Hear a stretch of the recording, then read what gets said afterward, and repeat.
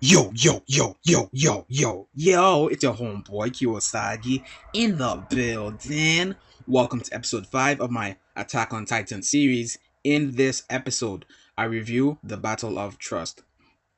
You guys know how to do my chapter reviews or my episode reviews. I do a review and then I do discussion afterwards. It's gonna continue like that in this video. So let's start. Review. This arc was overrated out of the ass. I mean, it wasn't a bad arc, but it was overrated like to Kingdom Come, bro. Like, damn. Uh, it wasn't bad. It was pretty good, but it was hella overrated. I will say this though. It's credited. It's one of the best early arcs, like, cause it's like pretty much the first or second arc, however you want to like consider it, and it's one of the best early arcs I've seen in anime and stuff. But that's not saying much because early arcs are usually like, you know what I'm saying? Like we have, let's look at One Piece. We have the Captain Morgan thing. They tend to be I mean, only a few series have really good early arcs. But yeah, this was a decent early arc, a very decent one. One of the best ones I've seen, but definitely overrated, like really overrated. Uh, that said, if you read the manga, I suggest you skip this because you're just gonna waste your time watching pretty much nothing. All the stuff you've seen in the I mean, obviously you're not gonna like get any extra scenes that you're gonna really miss out on, except for the Captain Levi stuff. If you're like a Levi fanboy, but outside of that, I recommend you skip this in the anime. Just skip it. But yeah, that's end of my review. Now time for the discussion. Pardon the background noise in case you hear it. Yeah, so like I was saying, Captain Levi, he's one of the new characters introduced. He's cool. He's like the strongest uh of the dudes that take down the Titans. You know, he's really good, really cool character.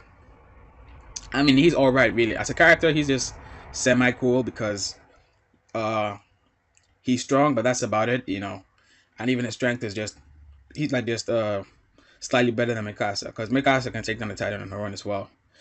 So he's not like leaps and bounds above what we've already seen. Speaking of Mikasa, we get some background information on her, so that's cool. But again, that was sort of anticlimactic. I expected something a lot uh darker for her past. Now I'm not saying her past wasn't dark, but I expected something darker. Like that's what I'm saying. Because I mean, I don't know what else to say. There was a problem with her like past thing with Aaron, but I don't bring it up because people are gonna get hurt. But fuck it, I'll do it. So basically, when Aaron was in the room with her and stuff, and he was shouting, "Kill him" and all that kind of stuff, it makes no sense that the dude heard Aaron shouting and he still ignored Mikasa behind him. That's a really big flaw. So again, I think that's something that was done well in the manga because in the manga you'd have had a few panels, so you could imagine that the whole thing might have happened in a few seconds. So that's why the guy wouldn't have reacted. But in the anime, it's like this dude is just standing there ignoring what Aaron is just saying and shit. Speaking of Aaron, we get the big revelation of his power and all that kind of stuff. Uh, I mean, when he lost his leg, I was kind of surprised, but then again, I had that feeling that it's gonna get resolved somehow because to be honest, I was spoiled on the whole Aaron being a Titan thing. So that's that. I was interested to see how he's gonna get his leg back, but him turning to a Titan and Titans having healing factor and stuff, it made sense. Uh, yeah, that would have been one of the biggest surprises, like assuming Aaron really died, but he didn't.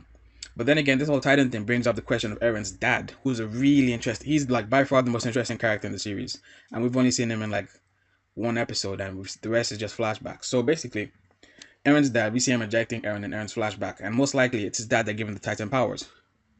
Also, you notice that his dad wears like suits and stuff, as opposed to like the other peasants in his like sector of the wall. Even his wife dresses up like a peasant and stuff, but this dude wears a suit and stuff. And he, instead of trying to get deeper behind the walls, he just straight up left the village entirely. So that again brings this dude's capabilities into question. Is he an ally with the Titans? Can he do the same thing? Maybe that's why he's confident that he can survive outside the walls. Also like whatever research he did, he's pretty young. He's not like an old fellow. This isn't like some lifelong research type of shit. So I mean, there's a lot of questions regarding his research and him as a character. And does he have some sort of allegiance, or has he been working with the Titans? All these questions they come into your head. Maybe I don't know. It's weird. And I have that feeling that his dad is involved, and that is one of the twists that the author is planning for people. But the author did say he's changing the ending to like please the fans and stuff. So, we'll see what happens. But I'm pretty sure his dad has been working with the Titans, and that probably won't change. But that's just my assumption and my theory. Armin, he gets a bit of character development, I guess you'd call it.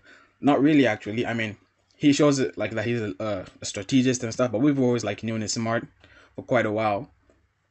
But I might as well just highlight or mention it anyways. Because outside of being a tactician or whatever, he's still a little bitch and pretty annoying as a character overall. Uh, I think I've touched on it. Okay, I know. Yeah, pretty much touched on everything relevant, everything I care about. I mean, a few characters died, but never cared about any of them. Oh yeah, Aaron's gonna join Captain Levi's squad, so this is interesting because hopefully we'll get a few more fights now that he's gonna be dealing with such a powerful squad that do a lot of stuff outside of the walls. It's gonna be really interesting. Uh, Most likely Mikasa and Armin are gonna somehow, some way join the squad as well. I think Mikasa might have already joined, but I'm not sure. I might be getting things mixed up, but we'll see. Yeah, that's pretty much it for this review.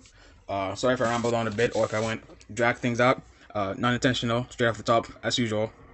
Like, comment, subscribe, all that good stuff. And as always, thank you guys for watching.